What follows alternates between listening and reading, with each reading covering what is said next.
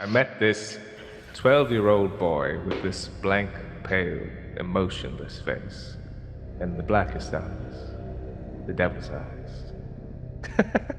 Hey everybody, this is Mike McCormick. Thanks for tuning in again. And today I've got a special guest to speak with me regarding Halloween, and hopefully we'll get into the sequels as well a little bit. But I have Mark Moore on the line here with me. And Mark, tell everybody about yourself.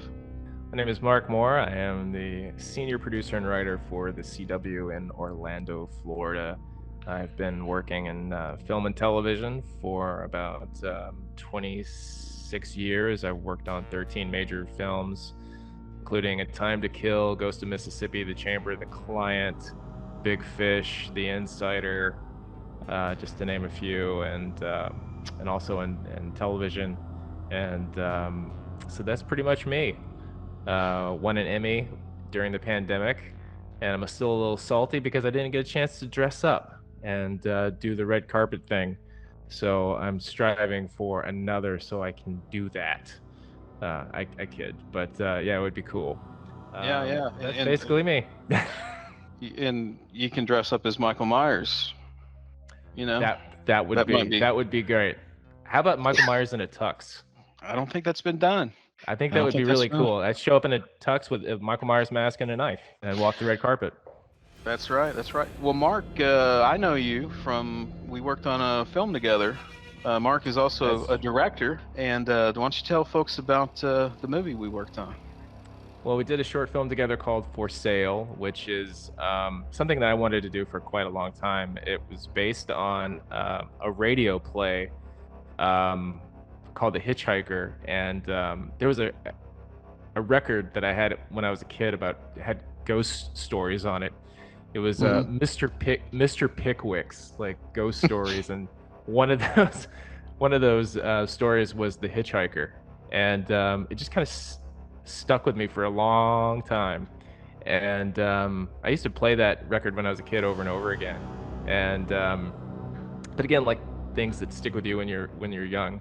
And so I thought it would be a great way to do something to do like a short one day. And oddly enough, when the show Supernatural premiered on the at the time the WB, right before the WB was sold to, or they merged with CBS to become the CW, we had a little show called Supernatural, and which became the longest running show on the network. And their pilot episode was The Hitchhiker. It was, and I was like, somebody knows this story. And so I really got really charged about it, and I'm like, you know what, I'm gonna let this die down because I don't want to do it now because it's fresh, and I think this show is going to be held on to it for a little while, and it's now you got it coming out now in film festivals, is that right? Yeah, just just going around doing different film festivals. And last October we had our first film festival with it for Phantasm Film Festival, and we won the Convention Choice Award for that, and which was awesome. And so this month at the end of October, it is going to be at the Spooky Empire International Film Festival, judged by some actors, some horror film actors. And so that'll be interesting to see what they think about it, and hopefully they'll get it and enjoy it. But it took me a while to get it because I wanted to make sure that I had the right gear, and I just didn't want it to look cheesy or broken down. I wanted the thing to fall into place, and I didn't have a lot of money. Well, it looks great. That's what, and I loved when we talked about doing the score for it. You referenced John Carpenter, and you wanted something Carpenter-esque, and hopefully I delivered that. But one thing I love is, sometimes when you're going to do a short film, you never know what you're going to end up with, or what's behind it. And I remember the first time I watched For Sale, you had all those cool drone shots and very high production value. And of course we have to give special thanks to Michael Roddy for introducing us to each other. Hopefully he'll be on here talking James Bond with me at some point. Absolutely. And Jaws. Yeah. And Jaws. Oh yeah, we got to do Jaws. But as far as For Sale, I just thought it was great. So I hope anybody listening, might check that out if they get a chance. Yeah, when I sent Michael the film, I said I wanted a score similar to John Carpenter's The Fog, because I love the music from The Fog, and obviously that's a ghost story, and that's one of my favorites. And normally you go and you send something off, and you always have notes. And unlike Michael, I'm sure he gets lots of notes when he's composing. And I sent it off, and I knew Michael's work, and I have full faith that it was going to be great. Came back, I had nothing. I was like, this is perfect. This is a lock. I'm so happy. Not changing a thing. And so the score that is in the short film is exactly as Michael composed it, without any alterations or changes whatsoever. And well, I'll try to maybe I'll post it on the channel if anyone might want to check it out, or I might even lay some of it underneath this video while we're talking. Yeah, absolutely.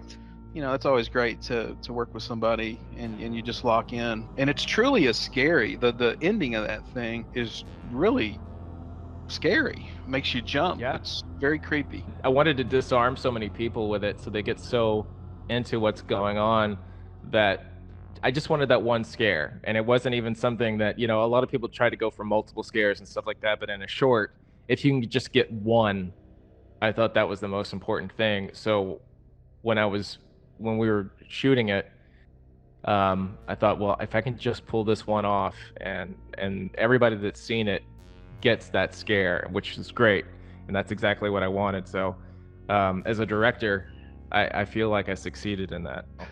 It's got like one of those John Carpenter Halloween type stingers, or maybe even like Jaws, Ben Gardner's head popping out. It's very effective. But that's all you. So again, that's all you. Well, you gave me it made me jump when I just watched the raw footage. But yes, we're not here to talk about For Sale, although you need to check it out. We're here to talk about Halloween, which is a movie that obviously inspired For Sale, both in how it sounds and how it looks. And Mark, just like finding out, tell me about the first time you watched Halloween. How young were you? What was the experience like? Oh, I was young. I was, I want to say I think I was about 9 years old the first time that I had seen Halloween. And obviously, I'm a kid of the 80s. I was born in 75, and Halloween came out in 78. So it wasn't too far after Halloween 2 was made that obviously that I had seen Halloween. And but it was terrifying to me as a young kid, because every kid's afraid of the boogeyman. Every kid's afraid of the closet monster and the thing that's lurking that you can't see. And that's what Halloween was Michael Myers was always lurking in the way that he would just peer from the shadows. And that was terrifying. And that had not been done before to that degree. And and it scared the crap out of me as a kid. And I just fell in love with it. And there was something about the film overall that it was like the best way I can kind of describe it is kind of like a dark ballet, because there are so many elements that brought it together, mainly because there just wasn't a lot of money. And when Carpenter made that film, he grabbed people that he knew from film school, and just say, hey, let's do this. And everybody was hungry, and everybody wanted to just make the best thing that they could. And the story was just so simple, and there really wasn't much to the story. But and I think that's the great thing about great films, is that you don't have such a complex story. And Halloween doesn't have a complex story, and that's what I think really gets people today. And that's why it's lasted 40 plus years, is because everybody understands the babysitter. Everybody gets the babysitter story. Right. That's the big thing. It's very streamlined, like you say, like almost like Jaws in a lot of ways. Oh yeah. You're presented the problem, you're in pursuit of stopping it, and you're at the wrath of its damage upon society and whatnot. So yeah, I'm wondering if you saw Halloween the same night I saw it. Did you happen to catch it on the NBC premiere when it aired? It was a big deal. Yeah. Yeah.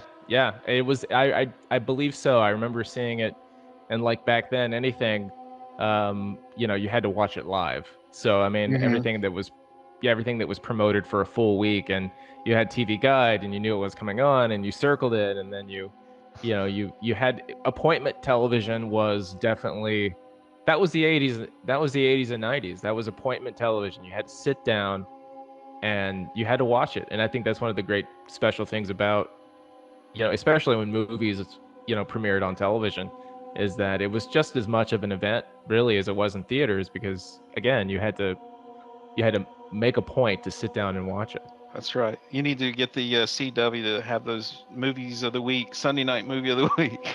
Those were so fun. Right. I was talking with Adam Long last week about King Kong, and that, of course, came up as well. These culturally, we were all tapped in together, experiencing these movies at the same night, the same time. And, you'd go to school the following week, and all the kids were buzzing about what they saw. And Halloween was one of those movies. I remember seeing it. I remember it was around when I saw Raiders of the Lost Ark, because I remember my parents, we ate at the same restaurant 2 times, once before Raiders, and then once before they took me home and we watched Halloween. And I remember eating that dinner and being like so excited that I was going to go home and see this movie, because there was a myth about it almost. And I remember being a little kid and actually having a babysitter when my parents went to go see Halloween at the theater. And I still remember them coming home from seeing that movie and going on about how scared, they were, and how it was just crazy. So just some memories from my perspective. But you were talking about, how we're all afraid of the ghost or the thing you can't see. I don't know. I remember being like a kid and trying to go to sleep after watching that movie, and like I had like this hall tree, that you'd hang a coat on or something. And I think there was like maybe a t-shirt or something that was up at the top of this hall tree in my bedroom. And with the lights out, I'd look over in the corner of the room and I could just see that slight bit of white about head height in the corner. And I remember just laying there looking over at the corner, just scared to death, thinking that was Michael Myers coming to get me. But, And that's the beauty of what makes that movie so great, is the fact that, one of the things that I loved about it so much is the sound effects. I mean, you're dealing with things that are again, it was because it was budget related. They had to really rely on sound design and music, and like it's like you're laying in bed and the house settles, and then you hear a creak, or your closet isn't shut all the way, and the AC comes on, and then the closet door moves, and you hear that creak. You're like 3 seconds from peeing yourself. And, right. Again, this is when you're a kid, not when you're an adult. Hopefully, you're not when you're an adult. But yeah, it's that I don't know these unknown, days. like what's behind the door. But yeah, like I remember there was when we were talking about King Kong last week. I failed to bring this up, but there was like a tree that used to hit my window after I watched it on NBC, and I used to think, King Kong was going to reach in the window and grab me. And they say you can't show these movies to kids. Anyway, well, we turned out creative from it, and that's a good thing. And Absolutely. so yes, like there were some sound elements that you didn't really hear before in movies. Those like I was saying, those stingers, when he'd rise up or stab someone, that stinging noise. The only other thing, I'm bringing up Jaws again, I hate that I always do that, but the only other stinger I can think of before Halloween was when Ben Gardner's head came out, and that shrieky orchestra hit. In a way, I wonder sometimes if Carpenter was inspired by a lot of Jaws. You've got the black eyes like a doll's eye, and then you've got Michael Myers with the speech with Dr. Loomis that Donald Pleasence delivers so well about the blackest eyes, the devil's eyes. Yeah, you sound like him, man. It's good. I met this 12-year-old boy with this blank, pale, emotionless face, and the blackest eyes, the devil's eyes. Yeah, I think for sure. I think I would be. I mean, who wouldn't? I mean, Jaws was the first blockbuster ever coined that phrase, and I mean, it beat out The Godfather, it beat out so many different films at that time, and then again, 1978, when they were filming, Halloween. Um, just like any great movie, I think you see other young filmmakers in that age bracket, and then you go, "Wow, Spielberg's doing that. Wow, I really need to get myself in the game here." And I think it's that healthy being, trying to not outdo one another, but at the same time, really kind of trying to step Competing up, in a way. competing and stepping up your game, and just saying, well, you know what, I'm going to do my best in this genre. And that's what John Carpenter did with Halloween. I mean, it was just the jump scares and like you said, the stingers. Yeah, you're absolutely right. I firmly believe. I think you're onto something, Michael. I think that Carpenter probably did borrow that. Which is kind of cool because, like, my favorite actor is Roy Scheider, just because, he's the guy that, killed Jaws. He's all that jazz, French Connection, Seven Ups. Oh, and Sorcerer, by the way. If you've not seen Sorcerer about William Friedkin, need to see that. We'll be Hmm. talking about a lot of these movies, but Roy Scheider improvised the line, supposedly, about the black eye. I'm getting them mixed up now. The doll's eye. Black eye is like a doll's eye in Jaws. Apparently, he contributed that. So, like, if that influenced that speech in Halloween, that's kind of cool. That is cool. That's very cool. So, like we're talking about, the what led to Halloween. I think Halloween is kind of a cool mix of three of the 70s most important horror films. Of course, Jaws, but also Exorcist and Yep. Texas Chainsaw Massacre. Absolutely. Yeah. Exorcist, in that Michael Myers is some evil, I dare say, possessed entity. Um, Chainsaw Massacre, because the violence that's inflicted. In both cases, there's not a lot of gore. And then Jaws just as this force of nature, basically, that you're dealing with, and just all those mixed together kind of make Halloween, a really special, unique movie. Oh yeah, Maybe a little bit of Bob Clark's Black Christmas in there as well. for sure. The thing about Michael Myers, when we talk about him, what is it about him? Like, why do you think people gravitate to this character? They have action figures on their shelf. Is there something wrong with us? Why do we? There's 13. I think the new movie is going to be the 13th movie in the series. Why do we gravitate to something so violent and dark?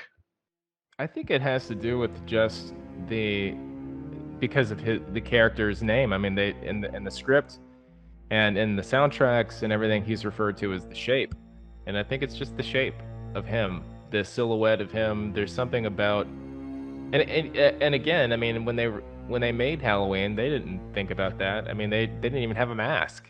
So the fact that Michael Myers, the mask, became so iconic was just by accident, which is so brilliant. It's crazy. So brilliant that Tommy Lee Wallace, went out and just found a Captain Kirk mask off the shelf and just ripped the sideburns off and, spray painted the hair and teased it up and spray painted the face white and said, "Here you go."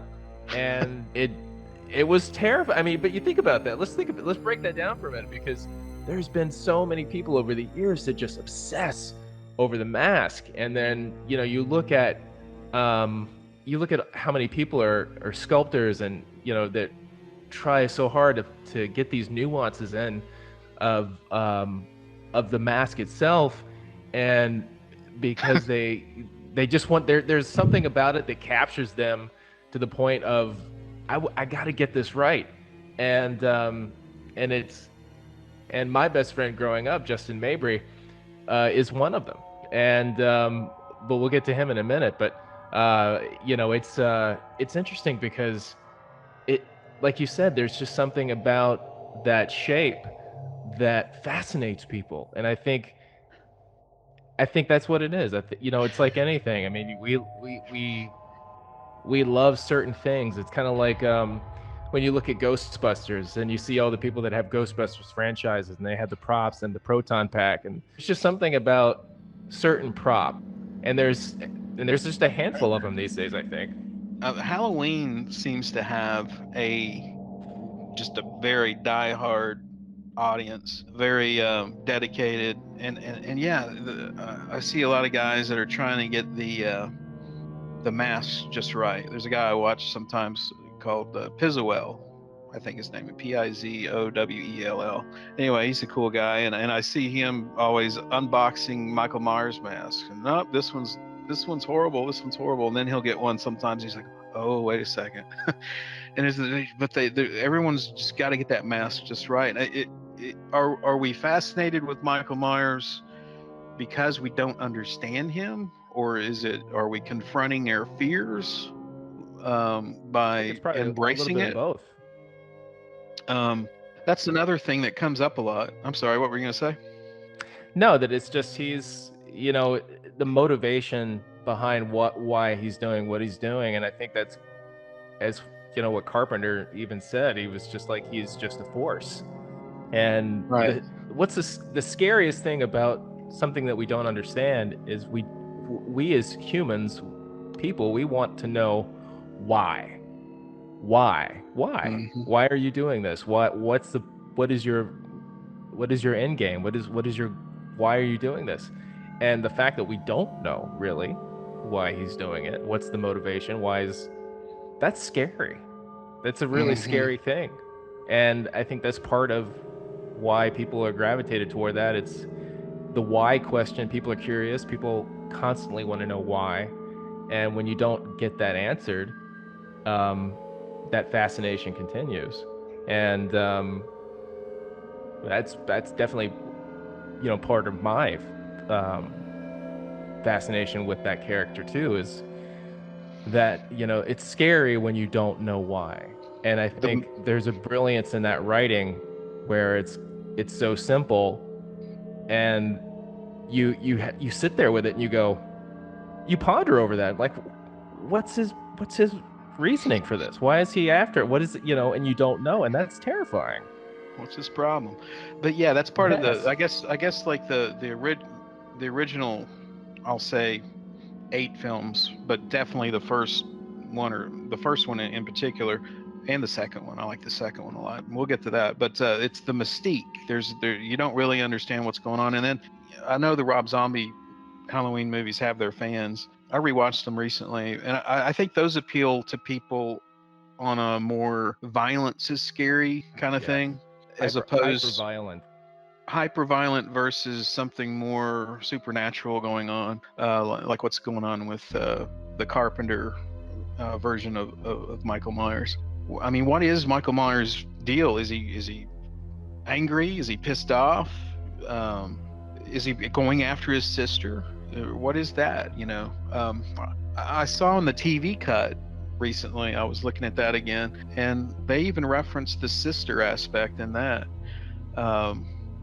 Maybe there's a good reason that they didn't continue that in these new ones, because I guess maybe you do lose a little bit of the mystique with that. Right. Yeah. And I think that when they did those TV scenes for Halloween, for the TV release, Halloween 2 had already, either it had been, I think they filmed those scenes while making Halloween 2, like they were going to show it on TV and then release Halloween 2, so there'd be some kind of continuity. But yeah, because they had to cut out a lot, I think, for network television at that time, because there were just certain things you couldn't show, and I think they just did that to make up the time for a 2-hour block of time. But going back to, like, you know, Zombies Halloween, that was the first movie I ever walked out of the theater on. Oh wow. I mean, I walked out just really turned off by it, and being so faithful to the original and the sequels, But mainly to the original. I think if you're going to remake something, obviously you want to make it yours, and obviously that was his vision, and as a director, you have complete autonomy over that. Um, I didn't agree with the choices that he made. I I thought it was too much, and I understand that you want to appeal to audiences of the day and of modern audiences, but um you've got like there I think the audience, there's a lot of audiences that just are kind of turned off by that. There's a lot that really like that torture, Right. hyper violent stuff, and but I'm just not one of them. Yeah, yeah. I mean, uh, I did kind of like Michael or Malcolm McDowell as Dr. Loomis. That was kind of unique That casting. was the But one that was the yeah, one saving grace for that whole thing. yeah. Was Michael McDowell.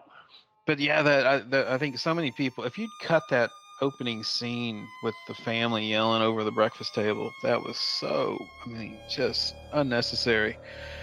But but yeah, it's just his approach is more frantic and chaotic, and it's just overwhelming you by offending you, and then doubling down with the extra violence, like in Halloween 2, Rob Zombie's Halloween 2, when he stabs the nurse like 20 times. It's just like at some point you're like, okay, I get it, but some people really dig that, and that's their right.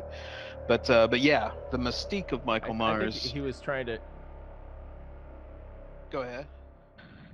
I think like Zombie, what he was doing, he was trying to create a backstory of why Michael Myers was the way that he was, and that's why he showed all that stuff. But to me, I think it's better not knowing. Hmm. There's a certain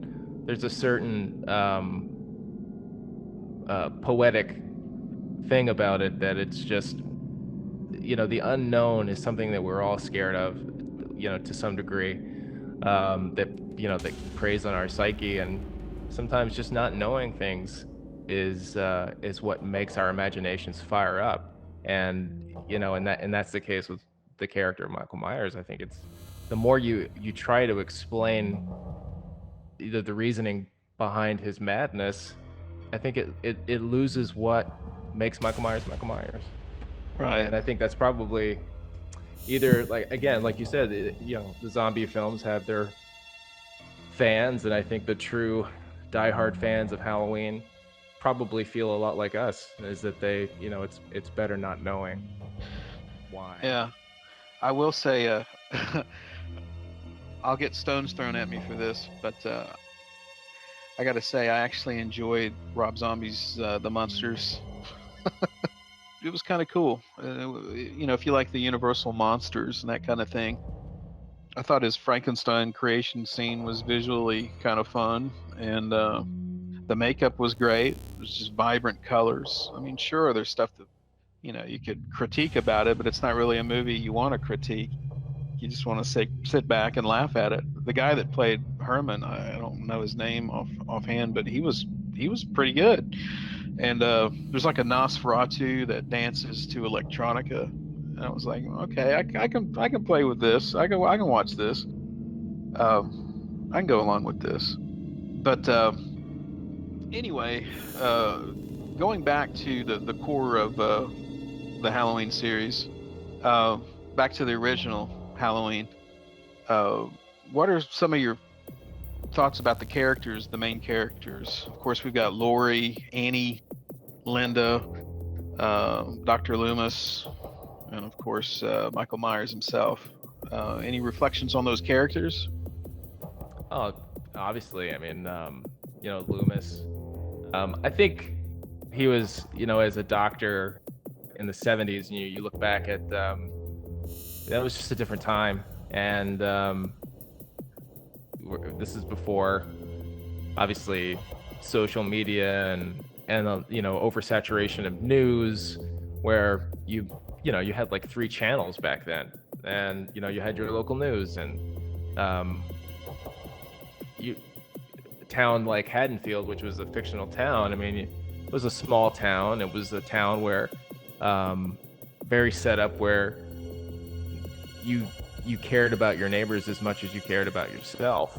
And here in this sleepy Midwestern town, you've got this mental patient that escaped, and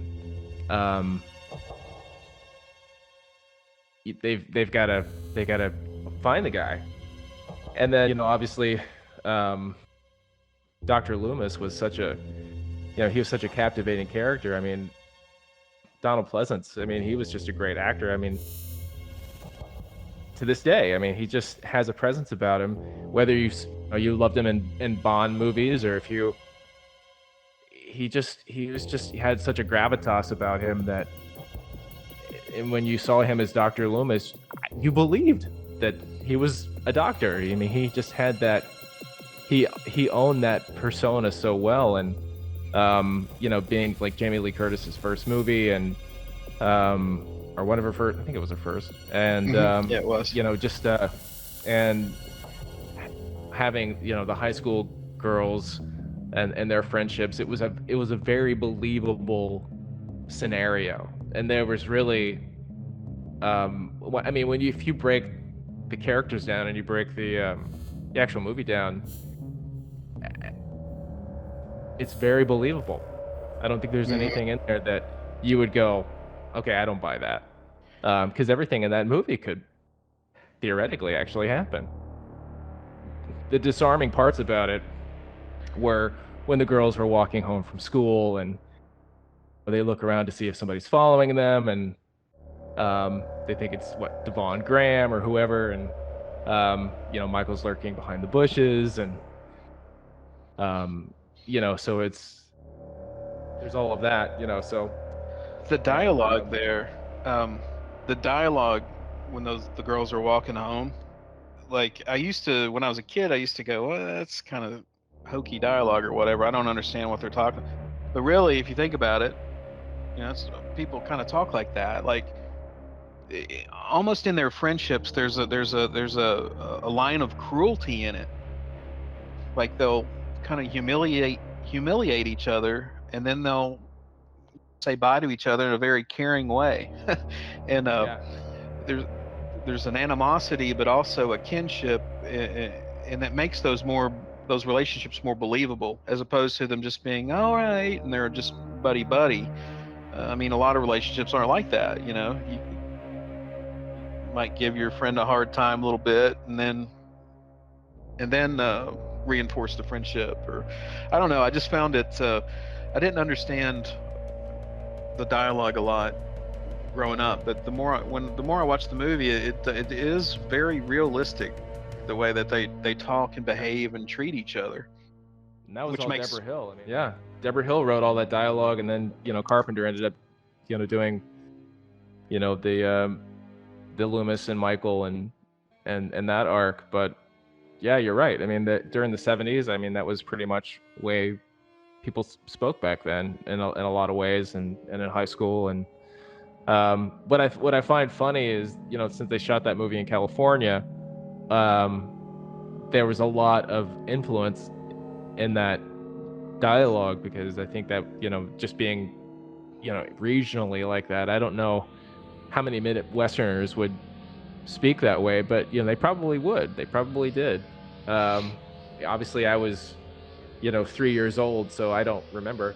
But at that time, but I think like you said, I mean, it's not too far off from today. I mean, obviously, I know bullying is a big deal, and there's a lot of that, but the razzing, the healthy razzing of each other, and trying to in that razzing of each other, you're trying to get the best version of each of you out. Like Laurie is the bookworm, and she's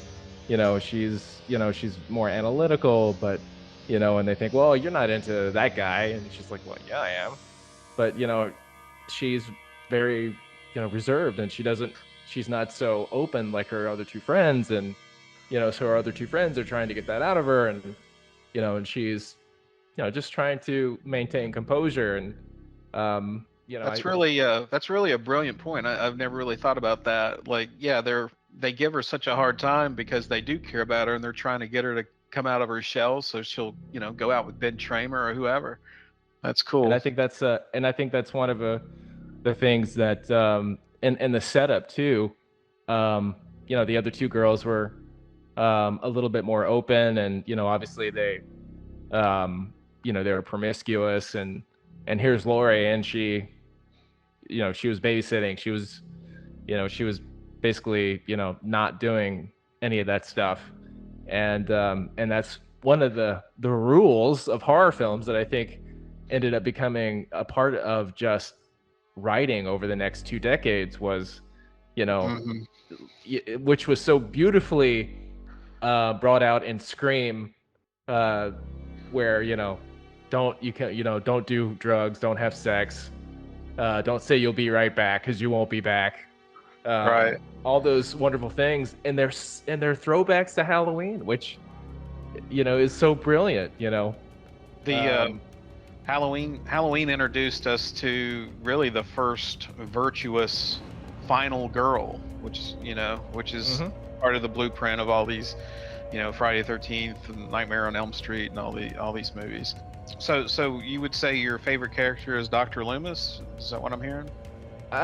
Yes. In the Yeah. original Halloween, I definitely, you know, Dr. Loomis. I mean, he's because obviously, I mean, who does? I mean, as a fan, you love Michael just because he's scary and he's cool, and but you don't root for him. You know, you root for everybody else. And you know, I love Laurie Strode. I think you know she's, you know, speaking of the final girl aspect. I mean, you look at like all these other big blockbuster films that have, you know, come out over the years, like Alien and Aliens. I mean, that's, you know, Sigourney Weaver. She was the final girl. So you know, you had that element that is kind of just you know, pierced its way through cinema over the past, you know, 2 3 decades, and um, that's all contributed to films like Halloween and like Black Christmas, you know, that, you know, who also had a It's final true. girl. And yeah, so it's, I think, you know, people, you know, if you go look at today's cinema, you know, over the years, people say, oh, there's not any, you know, really strong female lead characters, and there's not, um, you know, that doesn't exist anymore. And I look at people online, I'm going, you people are nuts, because cinema, in the history of cinema, there have been tons of extremely strong female leads that have been, you know, true and carried that torch, and it's because of those characters that we have such, you know, strong female lead characters today. And It's I true. wonder, I don't understand. I think, you know, the people that make those claims, mainly online, is that they just don't know film. They don't know the history of film, or they're just not paying attention. Or maybe they know And maybe they know politics more than film. As you being a person that makes movies, it's good to hear you bring that up, because these women are tough and strong and resilient, and they fight, but yet they still maintain their femininity. They're still, nowadays I'm seeing they're trying to like turn women into men. What fun is that for women? I don't know. But Laurie Strode, yes, very, very feminine, very demure, and yet is faced with this horrible attacker, and puts up the fight of her life, and manages to at least fend him off. That is a great character. But I have to say, there's an unsung hero that I'm going to praise here, and that's Annie. I think oh Annie yeah, does a great job. The reason I say that is she basically, I mean, yes, Jamie Lee Curtis carries the movie, but so does Annie. She's in about what, 2/3 of the movie. Annie was played by Nancy Kyes, credited as Nancy Loomis. I think she does a great job. I always had a crush on Annie, and I always hated it when she gets it. She's walking around singing "My Paul," and she's got her keys, but please, my Paul. And yeah. I mean, she's adorable. So. Yeah, I think Annie should get more praise, and Nancy Kyes. So I wanted to put that out there. Yeah, she was definitely. You could tell that she was probably the closest to Laurie Strode, and was more. I think they were more similar than Laurie and Linda, who was played by PJ Souls. That scene where they're driving in the car, and it's kind of the sunlight's coming through the car windows, and she's playing "Don't Fear the Reaper," and she's the tone of that scene, and the it's very well acted. They're both really terrific in that scene. It's something I always notice, because sometimes that scene pops out to me like it should be part of some art film or something. It's just the photography, the lighting, the acting, the gentleness between the two. I always thought that was a really good scene. Or maybe I'm just happy because she's not giving Laurie such a hard time at that moment. It was great cinematography. I think the use of natural lighting were brilliant, and using those anamorphic lenses. I think that's one of the things that made Halloween so much bigger in scope, was the brilliance of Dean Cundey, who back then was just starting out, and just using those Panavision lenses to give that that 2:3:5 aspect ratio, and then just really bringing the frame out so much bigger, and and also that was one of the first films that used the Steadicam.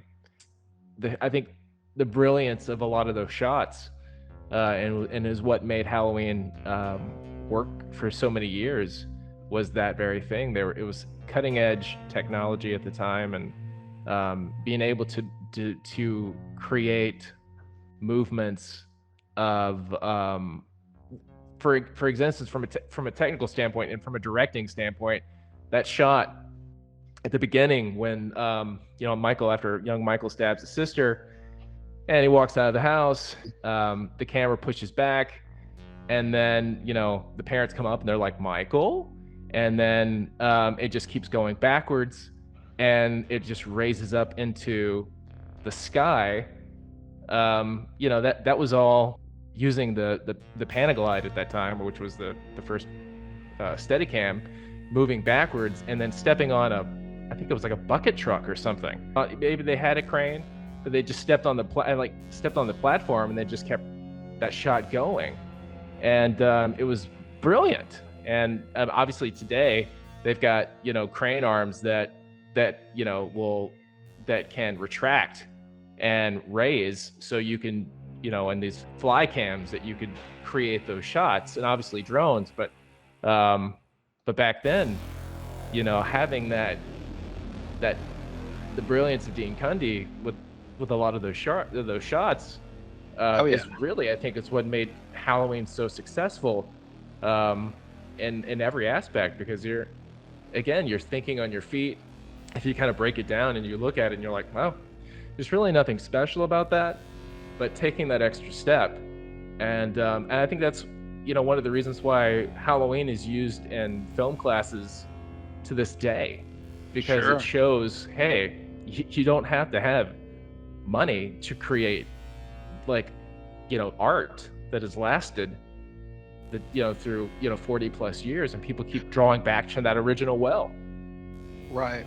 In Halloween, the shading of the lights, the last 20 minutes of it's very dark, and the way that they managed to still film those scenes to where you can really see everything going on with the lighting and the shading, and capture all the action and the suspense in the darkness like that. I mean, that really had to have been a lot of work, and they probably really had to spend a lot of time figuring out how to make that happen. I always admire that. Now, and it's why Halloween stands out from these sequels and all these other movies, because there's just not that bombast. It's lean and mean, and it does what it needs to do to capture the story.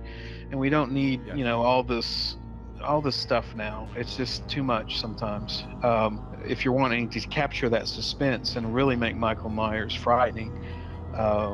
So yes, Dean Cundey and the folks that handled the lighting on that, John Carpenter as well. He always managed to, in all of his films, frame those shots with that Panavision lens and fill it, much like Spielberg in a way. He always does a good job of setting the foreground and making the shots interesting. As we kind of wrap up discussion on Halloween and move into the sequels, before we do that, what are some of your favorite sequences in the film? What are some of your favorite scenes? That's a great question. There's a couple that I think that spring to mind that I love a lot, and the first one would be when Michael dresses up as Bob, and yeah, as the ghost, and then he ends up getting stabbed on the wall, and Michael cocks his head to the side to kind of like just kind of admire what he's done. Not sure if he's admiring it or if he's just curious, or no telling what's going on, but because of the mask being what it was, I think, you know, there's something about that just it just is creepy. And then the last act of the movie, when Laurie's in the closet and Michael Myers breaks through the closet, and the slats of the closet just break and fall everywhere, and the way that the lighting of that hall closet hits that mask and creates those shadows, as he's looking down at her, and she's in a very vulnerable spot because he's got the high ground, so but you have that perspective, and he's breathing. He's got that heavy breathing happening there. It almost sounds like he's kind of pissed off. I don't know. Yeah. But yeah, that one scene, and then which leads into her crouched down by the door, and then you see him raise up in the background. Those two sequences have always, stuck out in my mind, and they were just so brilliantly executed, and that just the timing of those were so well done. How about you? The scene with Bob is unique for Halloween because it's one of those rare moments where you actually see Michael Myers using his intellect or cunning or almost a cruelty about it, where he actually puts a sheet over his head and puts the glasses on and walks there and just stands, and he's pretty much messing with Linda, and you're wondering, what's he thinking, what's he doing? And the way he just stands there, it's one of those rare moments where you're getting a little bit of information about Michael Myers, or you're just wondering what is he up to there. And when he finally starts making his move, he's like a shark. He's got work to do. But and then the closet scene you mentioned is also great. And yes, we haven't mentioned Nick Castle, who did a great job for the most part as Michael Myers in the film. But I believe Tommy Lee Wallace, I heard somewhere, was the guy in the Michael Myers getup during the closet scene, because they didn't want Nick Castle to get hurt. Right. Yeah, you're probably right. And then obviously there was the other actor, Tony Moran, who played him, where he took his mask off, and we got to see briefly what he looked like. Apparently Debra Hill played him too. So it's amazing how little they just kind of just rolled with it, like, oh, what mask are we going to use? Oh, who's going to play Michael Myers in this scene? And they just kind of, and then they're building something that ended up so iconic. It's crazy. But again, it was friends that were making a movie, and I think that's really what it comes down to, and I think that's the reason why,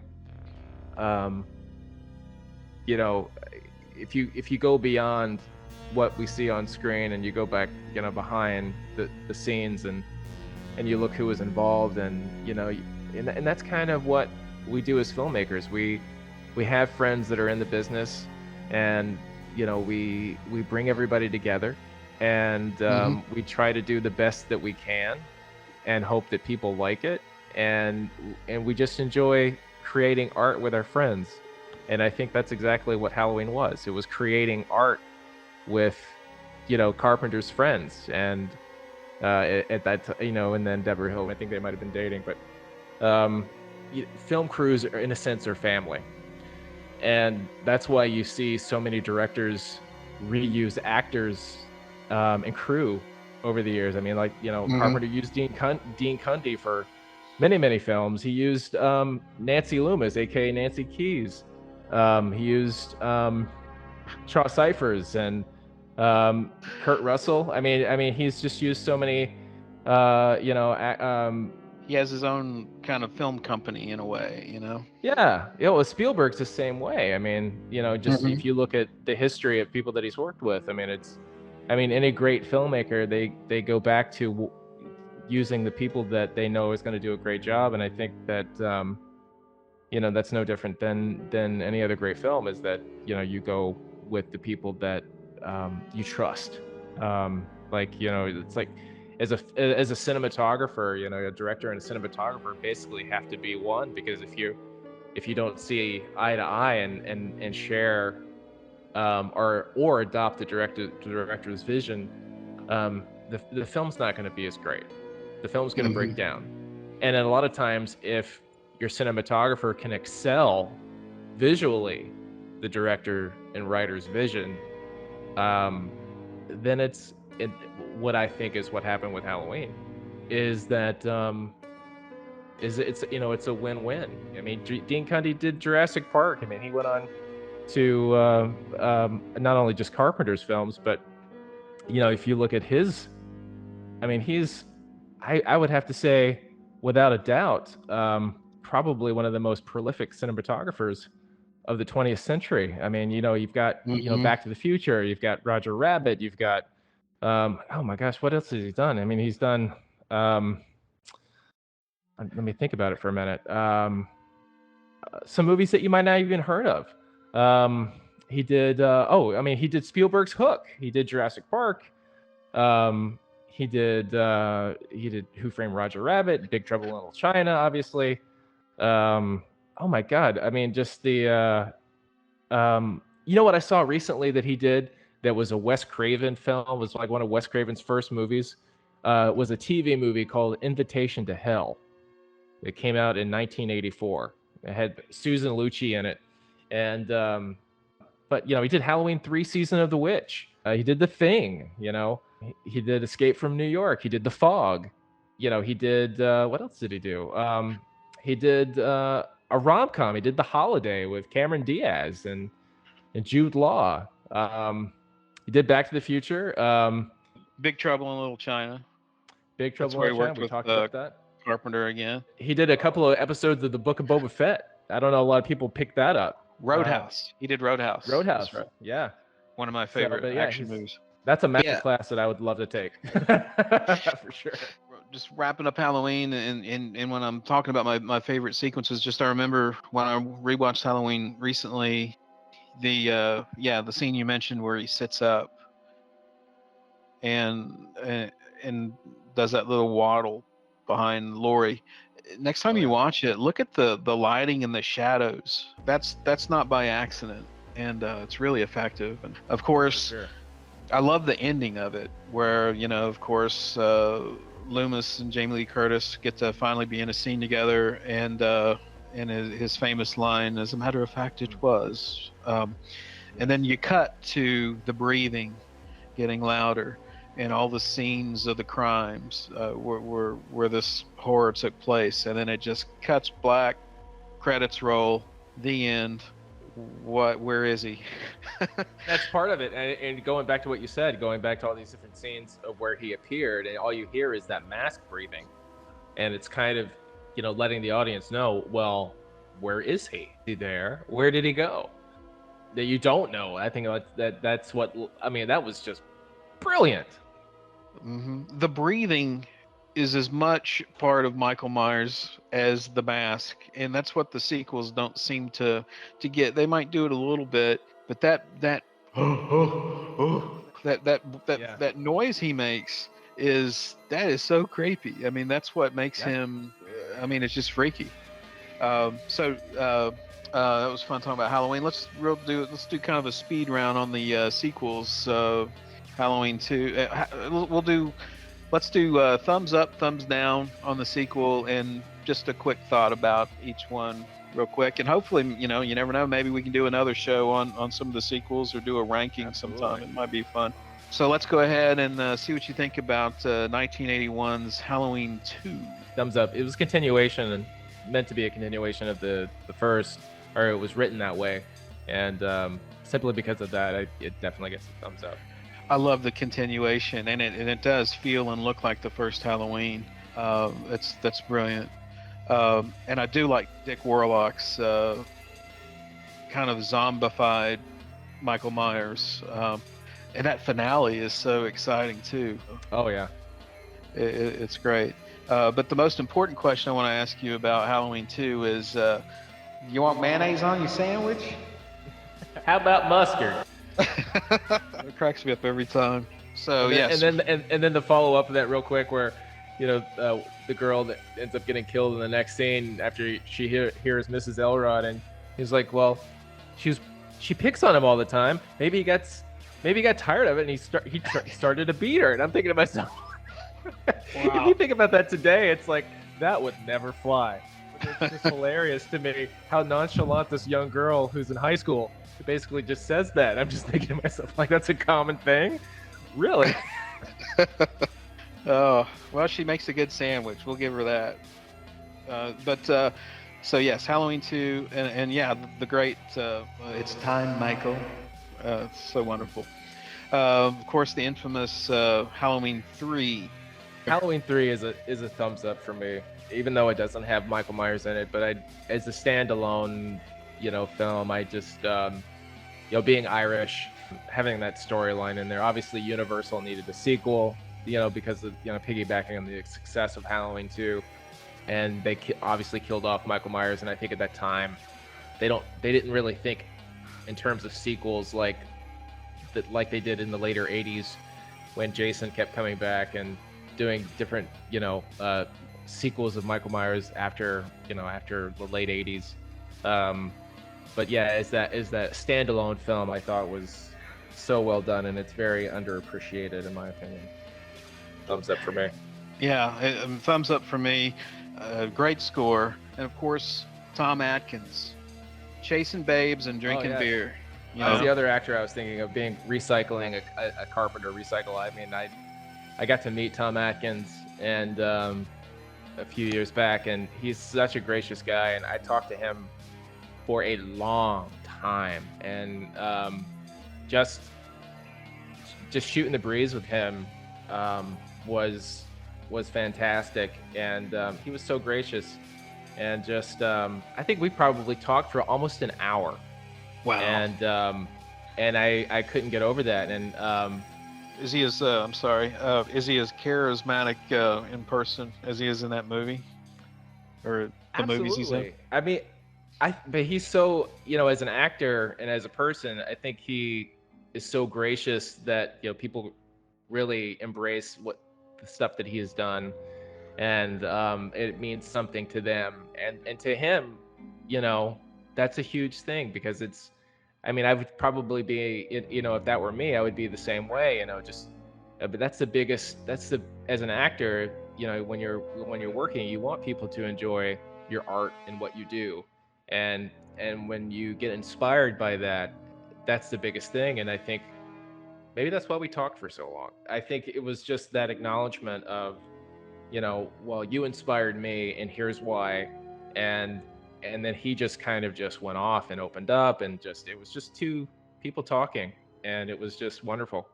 And I just really enjoyed that, and that just made my day. And I just went on forever about it. And yeah, he's just a great guy. I always liked him in Night of the Creeps, where he answers the phone. Every time he answers the phone, he's like, "Thrill me." Yeah, I always love that. But I think what's so funny, that those one-liners from him, I think, were in pretty much every cop TV show. From those little one-liners, those little cliche little things that that I'm just gonna give him credit for that. Yeah, no, he definitely did something cool there. And let's give him credit for drinking Miller Genuine Draft 6-pack. Yes. So moving on. Yeah, maybe we need to do Halloween 3 sometime. Okay. All right, so next we have 1988's Halloween 4, The Return of Michael Myers, directed by Dwight Little. What do we think? Yeah. Thumbs up, just because bringing him back and bringing back Donald Pleasence. And then just as a fan, I think everybody just wanted that again. And then the world of sequels at that time, I think it just demanded it. And it was done in very well. I thought it was very well done at that time, and it just fit at the time that it was made. I mean, the late 80s. It just fell into place. Yeah, it certainly delivered the goods. Of course, the atmospheric opening. I like what I heard was, I wish they could have done it, is that the opening was going to start with kind of a flashback of Halloween 2. So you'd have the hospital explosion, and then it would morph into modern day where they were visiting, Michael Myers in the infirmary. But that would have been cool. That's a great movie. Danielle Harris did a great job. Ellie Cornell and Kathleen Kinmont. Great scene with her. So, and then we also had Bo Starr as Sheriff Meeker, who was pretty cool. Did a great job in that. I got to mention my favorite thing about it. Obviously, the mask has problems, but that fight scene with Brady at the stairwell, Sasha Jensen, he actually gets some hits in. He's punching Michael Myers. It's such a brave demise for a character, but it's great to see somebody actually put a fight in. I think he even spits blood on him as he's taking his final breath. That was so badass. I always thought that was cool. Anyway, thumbs up. Halloween 4. Dwight Little. For sure, definitely. Halloween 5, what do we think? I thought it was okay. Obviously, it was a continuation from Halloween 4. I did like they introduced the druid aspect with the thorn mark, and that's kind of the reasoning why he's back. It opened up a whole kind of world that I was anxious to kind of see where they're going to go with it, and unfortunately, it didn't quite make it. But it was still good. Yeah, I mean, you got to give them credit for trying to add something in the mix with the thorn thing. I don't know about the guy with the spurs on his boots and stuff walking around, but yeah, I give it kind of a sideways thumb. I mean, there's obviously some problems, Tina, I don't know, the but there's a few good sequences in it. I kind of like the end of it in particular, with Donald Pleasence confronting Michael Myers. But yeah, not the best. And really, from here to the new trilogy, I'm a little wobbly as far as my enthusiasm. Halloween 6, 1996's The Curse of Michael Myers. What'd you think? I thought it was okay. I'm going to give it a wobbly thumb, but the biggest thing about that was it introduced the world of Paul Rudd, which may kind of have to give that a thumbs up just for that particular reason, because I'm a big fan of Paul Rudd. I think he's great. But yeah, the best thing I can say about that film was, it was around the time that I graduated high school, and it was very 90s. It was just I think Dimension Films at that time had picked up the mantle for Halloween, and that was the first. I mean, Dimension did 2 more, but maybe I don't know. I don't know if Dimension did. Maybe Dimension did the zombie one. I think Miramax. That was the Miramax did the zombie. Yeah, but 6, 7, and 8 were Dimension. I'm pretty sure. Yeah, which was a division of Miramax, I believe. So, but under that banner. But yeah, I think it just had that. It just encapsulates the type of films that in that during the time of the mid to late 90s. It's kind of the grunge Halloween movie. Exactly. But it's got a good Halloween atmosphere. The female lead in it, I thought was a good actress. Marianne Hagen, yeah, she was great. She did a really good job. She should be in more movies. I think she's done a lot of television. I think that was kind of like her thing. I remember seeing her in a few, a good little bit of TV. I remember seeing her in an episode of Friends because I was a big Friends fan, and I was like, hey. Well, yeah, but she was great. She was great, and I thought George P. Wilbur in this one in particular made Michael Myers a little more threatening. He was a little more scary, I think. Maybe it's got to do with the mask was a little bit better. I don't know. It's an odd mix. I need to watch it again. I've got the 4K and the producer's cut. That's a whole nother story. But right. Halloween. Let's do Halloween 7. What is it? H2O. 1998. I loved H2O. Big thumbs up. You know, just it brings back a lot of memories for me personally. It's a great time in my life, and you know, just after college and film school, and just kind of hitting the ground running and going. And I thought Steve Miner, that directed it, did a great job. I was a fan of some of his other films that he did, Warlock and House. Yeah, he's just a great director. I always liked the score in Warlock. Jerry Goldsmith. I couldn't believe Jerry Goldsmith did Warlock. I know. I know. But yeah, H2O was it was a big deal when it came out. There's something a little too glossy for me. I don't, how I was talking about the film stock and the lighting and whatnot. It's a little glossy, and then of course there's the issue with the mask, different mask and in different scenes. But Jamie Lee Curtis really does a great job in that movie. That's probably, other than the first movie, that's probably really her best performance in about anything I've seen her in. She did a great job. Oh, sure. Someone suffering from the PTSD of all that, and ordering that extra glass of wine when her boyfriend went to the restroom. Yeah, here's the thing about Halloween H2O that I used to really like it, and then the one that came after it just kind of took the wind out of its sails, because Halloween H2O has that great ending, where she's chops him up there at the end, and then you get that surge of adrenaline when she does it. I remember just like, wow. And then they play the thump of the Halloween theme, and she's sitting there like exhilarated by what she's done, and you're like, wow, that's it. I had that stinger moment there. Yeah. H2O, it launched the careers of so many great actors of today. You got Michelle Williams, you got Josh Hartnett, Joseph Gordon-Levitt, and it also brought back some of the legacy characters like Marianne, who was Loomis's nurse, and it brought back Janet Leigh and Jamie Lee Curtis working together. And one of the great things that I think that Steve Miner did was when Jamie Lee and her mother exchanged this bump into each other scare, and then Janet Leigh looks back at her mom, and you see the car from Psycho in the background, and she says, she goes, everybody's entitled to one good scare, and then you have that one little cue from Psycho in there. That was a nice little wink. Yeah, like Josh Hartnett, he kind of disappeared for a while, but it was kind of cool seeing him in Penny Dreadful. Did you happen to catch that?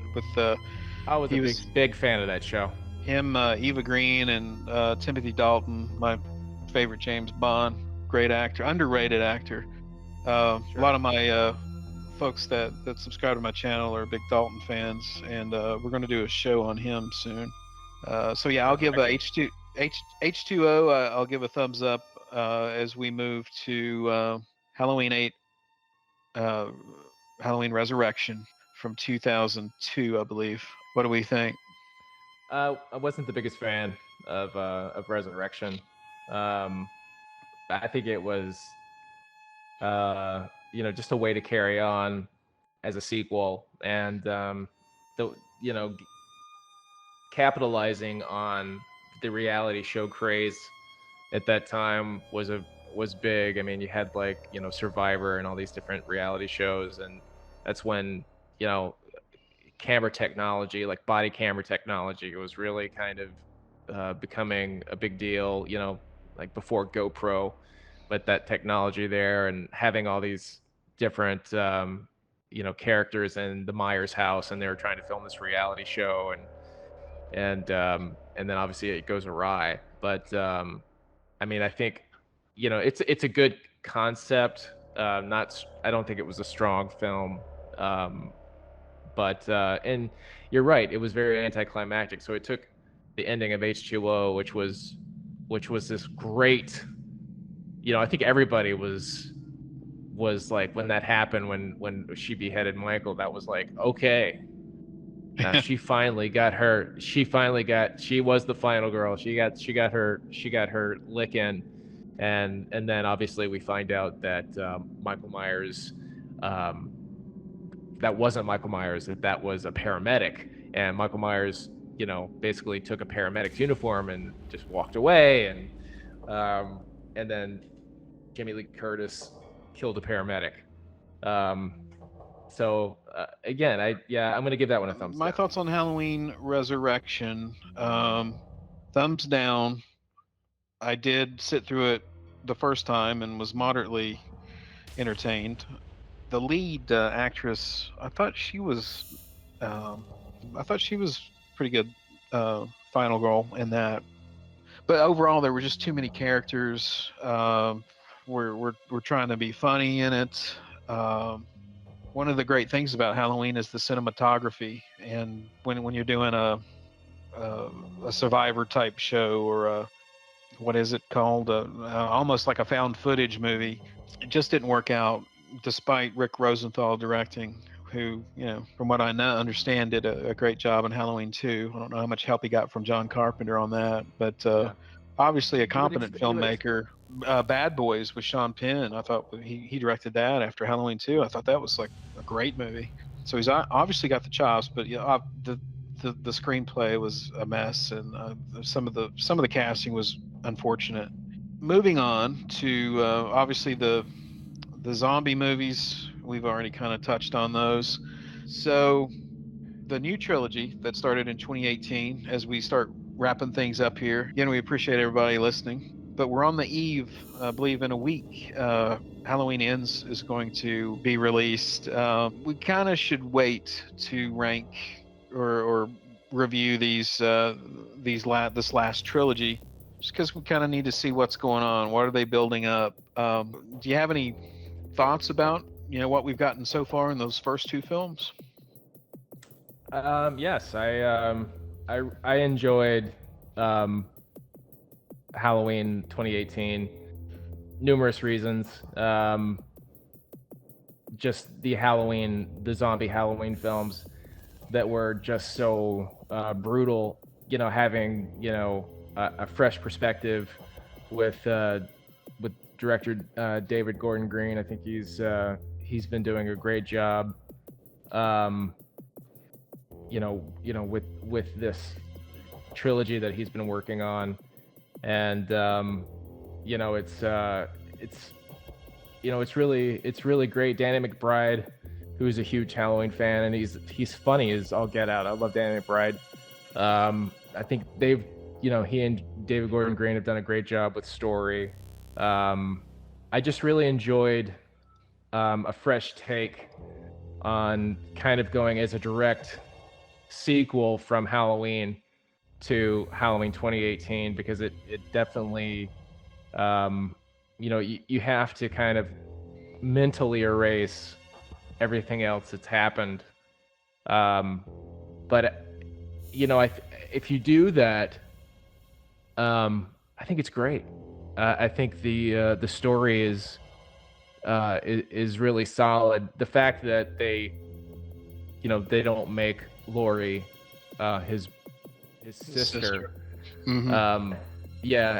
I mean that was an aspect in the original that Carpenter didn't even have in his head, and when he wrote Halloween 2, you know, I think he said in an interview at one point that he was like, "Oh, what am I gonna do over a 6-pack of beer?" He at a typewriter, he's like, "I'll make Michael her brother," and that's kind of how that happened. But I think, And that was kind of the thing to do, because that was right on the heels of Empire Strikes Back, and of course you had Luke, I'm your father kind of thing going on, and that was culturally a big deal. So I guess it only made sense to make them brother and sister. But you're right. It kind of it does make sense the more I think about it. Actually, talking to you today about it, I've kind of been on the fence about eliminating Halloween 2 because I like it so much. But it's kind of its own timeline, so you can kind of watch that.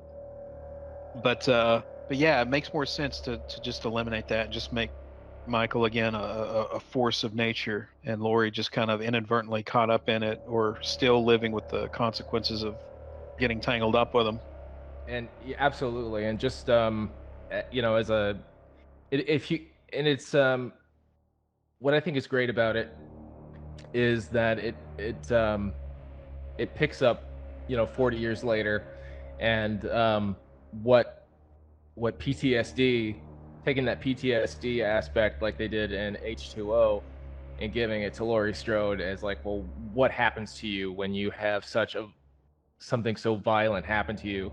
Like, what does that do to your psyche? And you know, what if therapy doesn't help? What if, you know, but you trying to have a life? And so I think it's a very realistic approach to an unworldly figure, you know. Whoa, is that Michael Myers? No, that's my daughter dropping a SM38 microphone. Put that down and walk out of the room. Sorry. Maybe we should leave that one in. Yeah. We will. I was going to ask you anyway. That helped me because I wanted to interject because you brought up a great point about her performance about dealing with PTSD. How do you feel her performance in the 2018? Since you like Halloween H2O so much, how do you see those performances? Do you see them as similar, or is she kind of taking a different approach in 2018? Oh, definitely a different approach. Just a more bitter, um, and just kind of upset, and kind of taking that survivalist mentality, and how she tried to, you know, school her daughter and ways of this, and the daughter kind of, you know, as kids do, rebel, like, "Mom, you know, you're insane," um, and how she's alienated herself away from her daughter's family, and how she has a relationship with her granddaughter, but, you know, it's sort of, you know, in a strange relationship with her own daughter, and then obviously her daughter's husband. um, you know, it's a very realistic dynamic that you see in today's families, where, you know, you're not going to see completely eye to eye with your in-laws. It's very rare that you do. I mean, thankfully with my Yeah. wife I do.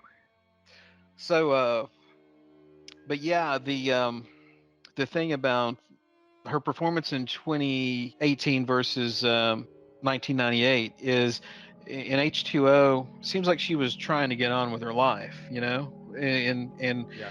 so she was internalizing everything, which she really only exhibited when in her own company with maybe a bottle of wine, which obviously she was an alcoholic.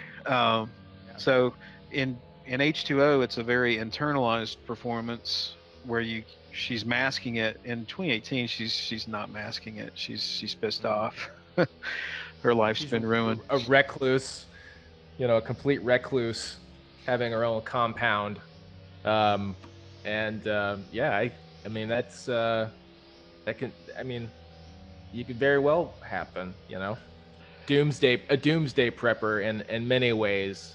um you know, without being, instead of prepping for the government collapse and, you know, a EMP taking out everything, she's waiting for Michael Myers, who is in a way his own EMP pulse.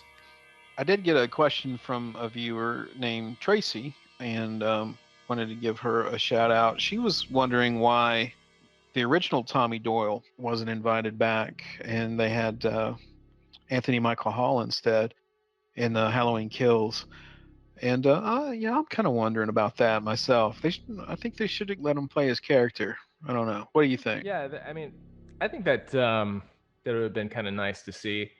But I think, I love Anthony Michael Hall, and I did really love him as Tommy Doyle. I thought he really brought that out in a great way, and bringing back all these other characters that you only saw briefly in the original Halloween, like Lonnie, where Loomis, hey Lonnie, get your ass away from there, and then having him in there, and then obviously Charles Cypher's returning as Sheriff Brackett, but not sheriff anymore. He's security officer Brackett in Halloween Kills. But yeah, I think it would have been nice to have seen the original, some more legacy characters return. But the fact that they brought back as many as they did, I thought was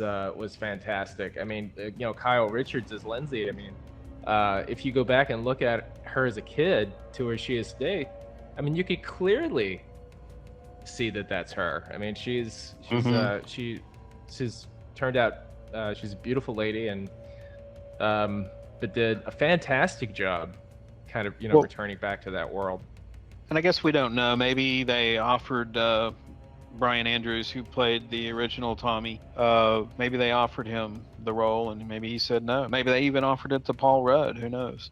Yeah. Maybe he just wasn't available, or something prevented him from doing it. But I just like to say he deserves his due. It'd be fun to see him with Kylie Richards as well. I think maybe they might have tried to offer it to The Rock. Yeah. To you just said his name. The Rock. Paul Rudd. Paul Rudd. Okay. Yeah, I think the reason why he might have, there's a good reason why he might have turned it down was possibly he was shooting Ghostbusters Afterlife, because that was around the time that they were making that film. That's true. So maybe he wasn't available. Who knows? They had to have offered him that role, Oh, I'm sure. Absolutely.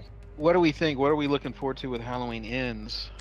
I'm looking forward to seeing really what David Gordon Green's going to do between Jamie Lee Curtis and Michael, and how that's going to play out. What I really loved, we're kind of going all over the place between Halloween 2018 and Halloween Kills, and there's a lot of, I love the flashbacks that they did in Halloween Kills. I absolutely loved it.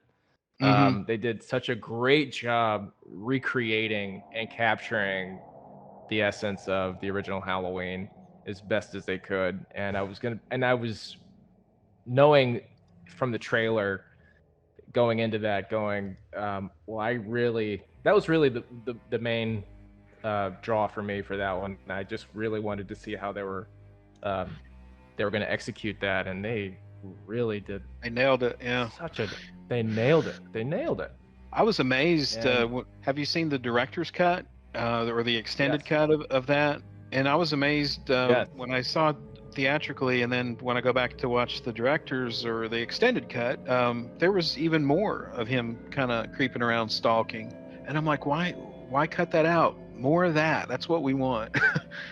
Because it was perfectly done. Oh yeah, absolutely. And again, I think it's probably obviously time, trying to keep the running time down on the movie. And that's also one of the great things, as we've learned from the 90s, having these director's cuts and these Criterion collections, and able to, even though we might not be able to get it all in the theatrical, we can definitely get it on the Blu-ray.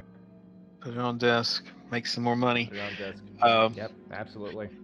Well, with Halloween Ends, the only thing there's a particular character in this trilogy, and we're just kind of talking about these movies as a trilogy, is why we're kind of skipping around, I guess.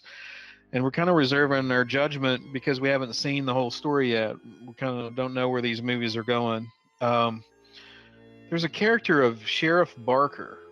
He's a big guy with a cowboy hat, Right. played by Omar Dorsey, and I'm just know he was cast for a reason. He had to have been cast because so far they've not really done much with him. He's just kind of sitting around, kind of watching people, amazed by what's going on. But if you look at him, he's a big guy, and he kind of reminds me in a way of Sheriff Meeker in 4 and 5. Halloween 4. And there was originally, from what I understand, when in Halloween 4, when they were caught up in the Meeker's house and they were locked in, that supposedly there was a big fight scene where Sheriff Meeker and Michael Myers go at it, and with Bo Starr being a big ex football player, that would have been a pretty good fight. And I'm thinking they've got to, in Halloween Ends, this is what I'm expecting this. I want to see a big fight between Sheriff Barker and Michael Myers. Of course, he won't win, but he'll put up a good fight. I would love to see that. I'd love to see that character pay off too. Right. And another aspect that I really loved that David Gordon Green did was, make Michael Myers a believable size. Like, he was basically the same size as he was in the original. Right. And he's not like this huge 6'4" hulking, thing like what Zombie did. Which Halloween 5 too. Don Shanks, nice guy, but he's just so big. So big and tall, the shoulders and I think I love that because there's certain bringing the shape back to the shape, what I thought was very important. And I have to say, going back to my buddy Justin Mabry, who is a co-owner of Trick or Treat Studios. Shout out to Trick or Treat Studios, who have been the leaders of bringing out all the licensed costumes and masks for Halloween. Justin started that company, the first rendition of that company, in our apartment together. And oh wow, yeah, he started sculpting Michael Myers mask when I first met him back when he was in high school, and we started doing our own Halloween fan films. Quick story. He sculpted a Michael Myers mask, which was so well done. And at the time, if he had the ability to get it mass produced, people would have gone nuts over it. But we were shooting a film in my grandparents' cornfield, and the neighbors called the cops on us. Oh wow. And yeah, so we were wrapping up and coming back in, and the cops were going, "So this is a hoax, right?" And then my grandmother comes out, and I mean, literally, we were just moments from getting into handcuffs. Not even kidding. And my grandmother comes out at this point and says to them, "What are you guys doing? These guys were making a movie on my property. And that's what my grandson and his friend do. They make movies. And if you look around, you can see the camera, you can see all this stuff. You can tell that this wasn't a hoax. This was something that they are doing." And my grandmother, being a huge champion for what I wanted to do for the rest of my life, I don't think these cops really knew what to say. And so I was looking at Justin, he was looking at me, and we were like, "Yeah, you give it to him, Grandma." And literally. And please tell me this happened. She looked over the cops and she said, "Why don't y'all come in and have a sandwich? You want mayonnaise on your sandwich?" Hey, that would have been hilarious if she did. But she basically said, she looked at me and she said, "Honey, are y'all done?" And I said, "Yeah, we just finished." She says, "Well, they're finished, so y'all can just leave." And I think the two cops kind of looked at each other and didn't really know what to say, and they ended up just getting back in their patrol cars and taking off. And we ended up just filming through the wee hours of the night. And but yeah, that's I'm gonna give a big shout out to my best friend, childhood best friend Justin Mabry, who did that, and that's how he made a living, and he was selling masks on eBay, and when eBay really came into play, and he was selling. That's basically was his job, and he So you guys were roommates, and he was yeah. just starting this out, and it's grown into a giant empire. Yeah, and he was hired by he got his first. Another reason why the Halloween 2018 is very special to me, and why I have almost a direct connection to it is, I feel, is uh, Christopher Nelson hired Justin to work on The Mask for that movie, and as somebody like Justin who spent so much of his life trying to get that mask right, and getting his first film credit on that was, I was so proud of him in that time, and I still am, and it becomes full circle how, as fans, and like what we're doing with this podcast today, how being a fan can inspire your art to the point of being directly involved into a franchise that helped shape your childhood in a way, and as it did with him, and so yeah, that's I'm so proud of that, and it's it I feel like a direct connection because of all the stuff that we had done during those years, and um, growing up. I mean, that's all we did, and it was such a blast. Sounds like you both had a good, supportive friendship, and you helped him launch into making masks, and he helped you, pursue direction and production. So Yeah, I that's mean, that's that's a good byproduct of a good friendship. And you probably hazed each absolutely. other quite a bit in the process, like Lori and Annie. Oh yeah, yeah, for sure. I mean, he gave me hell all the time, and we did our share of pranks on people. I remember real quick. He when the movie California came out with Brad Pitt, he did a makeup on himself as Early Grace, and at the time he was, I think, about 18 years old, and or 19, and not old enough to drink. And so he dressed as Early Grace and went into a gas station, and I had my video camera in the car, and so I'm basically filming this as this happening, and he goes in and he's dressed up exactly like Early Grace with the rebel cap on and a beard, and looked like he just gotten off work from working on it at a garage. He walks in and buys beer, and the guy doesn't even card him, and he walks back out, and we're all just laughing because he pulled that off.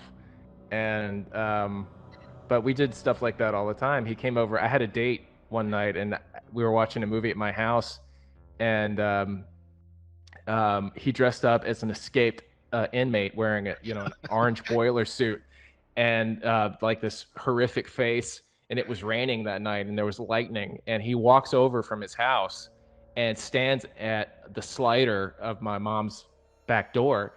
And as it was raining and the lightning was coming down, there he was, like Michael Myers, just appearing in the window, and scared the ever loving shit out of my girlfriend at that time, and my mother. And so that was great. And I remember he wanted to sculpt a Halloween mask. I think he was sculpting the Don Shanks mask from Halloween 5, and he was sculpting it in my living room. We were staying up one night watching Halloween 5, and I fell asleep on the couch while he was sculpting in the living room. And he had a bunch of props. He had like severed heads and stuff like that. So we had some stuff over. So he took a severed head and stuck it in the microwave in the kitchen. And my mom was a nurse, and she got up at 4:30 in the morning to get ready for work. And I think she was pulling a weekend shift, and it was Saturday morning. And so the severed head was in the microwave, and she comes downstairs to um, get some breakfast going, and she opens up the microwave and she screams at the top of her lungs and wakes me up. And Justin was awake, still sculpting, and I hear him chuckling. And my mother was just, she was so pissed off that she found a severed head in her microwave. And yeah, Justin was we were really big at doing pranks like that. And yeah, so Justin Mabry, he runs, like, he sculpts all the masks for Trick or Treat Studios. Yeah, he did all of the Michael Myers masks for Trick or Treat, and they've obtained all the licensing, so they actually have a Dr. Loomis costume and a Laurie Strode costume from 1978. They do all the prop knives. They have the tombstone. They have the Judith Myers tombstone, which full size, which is gorgeous, and they have pretty much all the licenses for Nightmare on Elm Street. Produce real metal Freddy gloves that are done from every movie, and they're just gorgeous. Justin sculpted Freddy masks for Trick or Treat. He's done so many. I think Christopher Nelson even it works for Trick or Treat Studios doing some sculpting as well. So as a community, it's kind of like one hand washes the other. I watch Sean Clark's channel. He has Malfunction, I think is his channel, and he does a kind of a thing like we're doing with Christopher Nelson, and they talk about that kind of stuff. If you ever want to check out that, I've seen that, yeah. But well, I can't believe it. We've actually gone through basically all of 13 of the Halloween movies, and we've thrown in some bonus stuff about Trick or Treat Studios. If he'd be up for it, maybe you can get Justin Mabry to join us sometime, and we can talk about Trick or Treat Studios and just what goes into making masks and what inspires them. And I really love the the classic Universal monsters, and the Jack Pierce and all the creations that he made from his makeup kit, and of course Lon Chaney Sr. And I'm sure he'd probably like to talk about that kind of stuff. That'd be kind of fun. Maybe we could talk about the Universal monsters together or something sometime. Yeah, he actually sculpted the Frankenstein Boris Karloff mask for Trick or Treat Studios. They actually have the license for all of the Universal's classic monsters. They have the license for everything. If you visit trickortreatstudios.com, plug, you'll see they have it all. I mean, they've literally. I'm so proud of him and Chris Zeffro, the other founder of Trick or Treat Studios. What they've done as fans. I mean, it's brilliant. I mean, it's the kind of thing that you and I wanted when we were kids, and what they wanted when they were kids. Oh yeah. And so it's I just can't say enough of how awesome all the work that they're doing, and they're doing figures. So they actually have like 1/6 scale figures of Michael Myers and pretty much everything. I mean, it's just it's brilliant. It's great. It's amazing. Well, Mark, it's been great talking with you, and you'll have to come back. We'll have to do this more. Where can anyone listening, where can they find you? Do you have a website or a Twitter handle or anything that you can share with folks? I don't have Twitter. Well, I do have, but I'm never on Twitter. I'm on Instagram, just Mark Mora, MarkMoorer. Same thing on Facebook. And YouTube, it's the channel is Picture Point, Pitcherpoint. You can find me there. That's my production company, and I don't have anything on there right now, except for like a couple of things. Are you gonna put for sale up there at some point? I am. Yeah, I am. I just I had so many submissions for sale in the film in film festivals that I kind of wanted to abstain from putting it up there until it kind of ran its course, which I think after this one is going to be after this one, I'm going to put it up there. Cool. and so people can see it, and you'll definitely have a direct link to it. Sweet. That stuff out. So Awesome. Getting there. Well, great. We'll have to look forward to that. And again, thanks, Mark. Appreciate you coming on here with me, and appreciate anyone out there that's still with us listening.